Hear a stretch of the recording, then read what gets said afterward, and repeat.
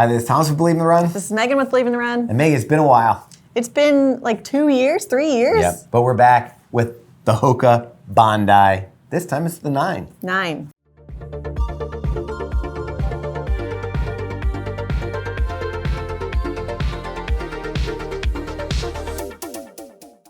Why do you think they waited this long to put it out? You think it was just like people were just buying the 8s, so they're like, yeah, let's just wait let it a out. good thing roll, I guess. Yep. All right, so there's a couple changes, but spoiler alert, if you like the Bondi 8, you get more of that stylish shoe. You're not going to be disappointed with this one. We'll explain why. So let's start with the upper like we always do, and you are going to get that traditional plush, soft, padded upper. Yeah, so this is a really nice mesh. It's got some reflective elements there. Meg, they say there's a 3D molded heel counter and collar. What does that mean? I'm not even sure, but I will tell you that the step-in feel is really nice. It feels comfortable, like right on step-in, and there's just plenty of padding around the collar and heel. Yeah, with what you expect from a shoe like this, a Max Cush comfort shoe, this has got that kind of comfort. The tongue is nice and padded. It's not like overstuffed or anything like that, but it's a nice padded tongue. It's not gusseted, but I didn't have any issues with it. It stayed where it was supposed to stay. And I've heard people complain about the width of Hoka shoes quite often, and I will say I have a wider foot, and I felt like this shoe accommodated my feet perfectly fine. Plenty of room in the toe box, but it felt like snug. It wasn't overly large. Okay, I was gonna say I would be a little surprised because I have a narrow foot. I felt like it fit my foot pretty good. Okay. Like you don't have any puckering up here. It true to size, no rubbing. And if that is of concern, they're coming in wide and extra wide for men. Dude, what is an extra wide gonna be know. like? Okay. But those options will be available if that is of concern. One other thing I would note about this shoe, other than it's got a really nice insole here, the arch support I felt like was really good in the shoe. Like when you put it on, you can feel that little bump in the arch.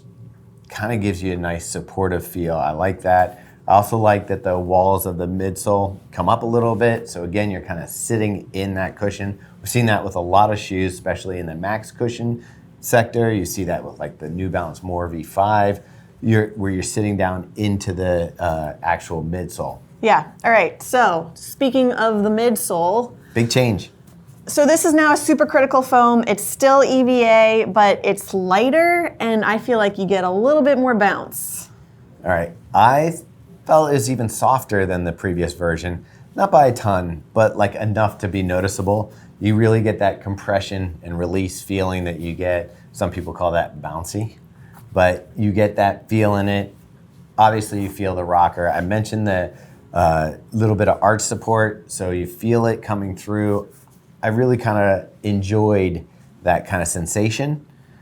Something to think about though when you're running is it's not going to be that fast feeling shoe. This is built for comfort. It's that Max Cushion shoe. In fact, they even added 2 millimeters of foam. Two more millimeters. We're almost at 40 millimeters of stack here, so like almost race day height, plenty underfoot. I felt like the ride was really smooth, and like you said, there's a really nice rocker, so I feel like once you kind of got cruising, it was just like, it's that perfect cruising shoe where you don't need to pick up the pace, you don't need to, change anything. It's just once you set in that easy day pace, you can just go for days. For me, it's more of a comfort shoe. I think that I'm more of a princess in the pea thing when it comes to these bigger shoes and shoes with a lot of cushion underneath, where I can kind of feel like sometimes it doesn't feel like I like to feel that responsive pop. And in these shoes, you're going for more of that plush feel. Yeah. So something like for me that kind of takes away from the choice of whether I would go with a Max Cushion shoe. But I have to say that compared to other Max Cushion shoes that we're reviewing, this feels similar, if not as good or better than most of the ones that are out there, just with that sponginess. I think that the EVA, supercritical EVA, makes a huge difference compared to the compressed molded EVA they had before, which doesn't give like kind of that airy, bouncy feeling. Yeah. So that is a huge improvement in this shoe. I don't have a chemistry background, So I don't know why you'd use EVA over TPU or something else for supercritical foam, but I'm guessing that Hoka had a reason. They haven't shared it with us, but why they stuck with an EVA supercritical over using one of those other compounds.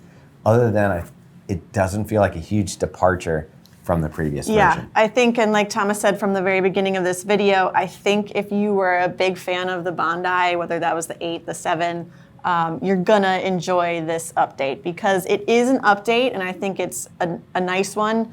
I don't think it's a crazy departure, so you're not gonna lose any of the things that you loved from the previous iterations.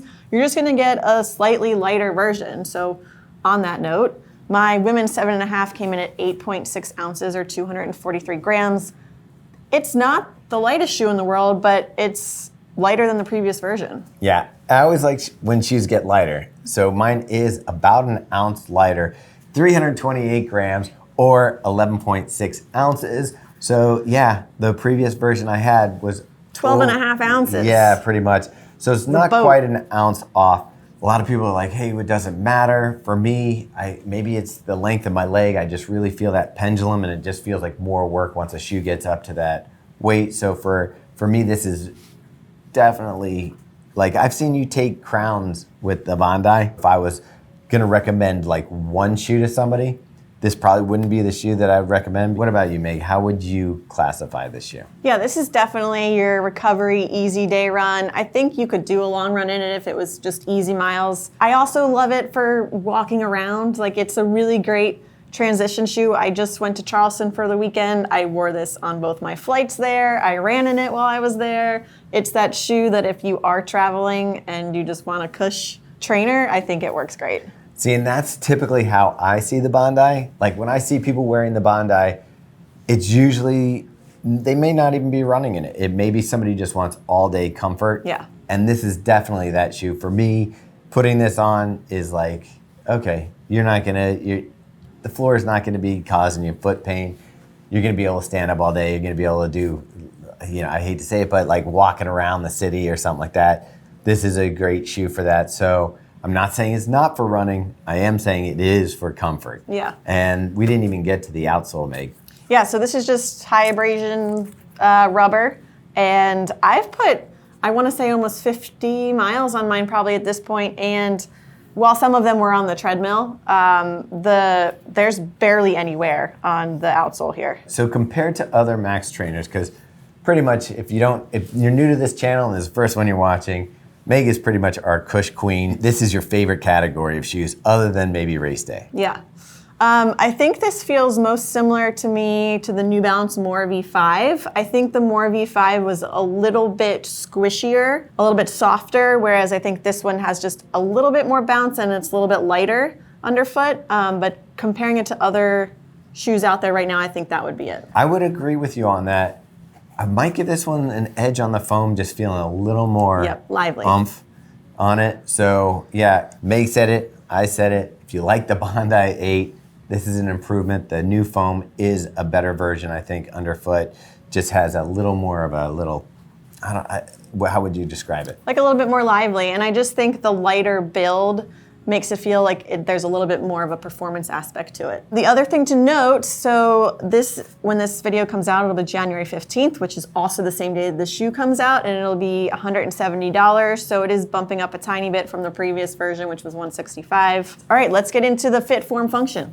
All right, let's go fit first. Okay, so fit out of 5, I'm actually giving this one a 5. I felt like the step-in feel was great. It ran true to size. It accommodated my wider foot. Shoelaces stayed tied. It was a really nice fit. I have to agree with you. I'm gonna give it a 5 as well. And what's surprising is I think that typically because of the shapes of our feet, one of us finds a little better fit than the other. This one worked for both of us. Again, no puckering. Feels really comfortable. For what this shoe is supposed to be, this is like that plush feel. Yeah. It does it. All right, so form out of 5, I'm gonna go with a 3, and it's getting a few knocks because, I mean, aesthetically, I don't dislike it. It's not my favorite look in the world, but it's okay. But if this came in, they're coming out with the off-whites and that stuff, and the colors that you like. If it was in that, if it was an all white colorway, yeah, we wouldn't be getting a knock for that. And then the weight is a little bit on the heavier side. Again, you're in a max cushion shoe, so you really can't knock it that much. But if we're nitpicking. Yeah. To me, it does come down to the weight and I got to a certain point in some of the runs, like when I was getting towards the end of the run where I was just like, I'm starting to just feel that work getting through the stride. I'm going to go with you on 3 as well. Okay, yeah. And then function is the last one out of 5. I'm going to go with a 4. I feel like this shoe is great for its purpose, but it's not going to be the most versatile shoe in the world. So it's perfect for those easy days, those recovery runs, walking around, like traveling, but it's not going to be your pick for any tempo runs or any long runs with speed in them or anything like that. Yeah, I'm going to say it hits the marks what the brief for this shoe was supposed to be. It's 100% what it's supposed to be. I'm also going to go with you on the 4 on this one. You don't even need me here. But the reason I'm going with 4 is this just, if we could get, I know they took an ounce off. I'm waiting for the day where you get kind of this plush feeling, but in a shoe that's lighter. And I think that's the point where I'm getting that nice soft roll. I think if I was going to say one of my favorite shoes right now that kind of balances cushioning with lightweight would be the Adidas Evo SL, where it's lightweight but still has that light strike underneath. It's not a max cushion, so I can't really compare these two. But again, I'm going to stick this one into sort of a one-trick pony. All right, so 12 out of 15. I think the major story we're telling here is if you liked the previous version, you're not going to be disappointed, but you are going to be happy with these updates because they're minimal, but they're impactful. So I'm definitely still going to wear this shoe after the review for some easy miles, recovery runs, like I said, traveling. All right, so thanks for watching. I think we've wrapped this one up. I feel totally comfortable now. Yeah. And if you'd like, or we'd like, it if you liked this video, subscribe to the channel. Also, you can check out our website, believeintherun.com. And if you go there, you can get a pop-up. Meg, what happens on that pop-up? Yeah, you can subscribe to our newsletter, The Drop, which comes out every Friday and basically gives you a rundown of everything we've reviewed and talked about that week. Yep, and we have 2 podcasts. Yes, The Drop and Fuel for the Soul. You can also find us on Facebook, Instagram, and of course, Strava. Yep. All right, that's it for us. See you next time.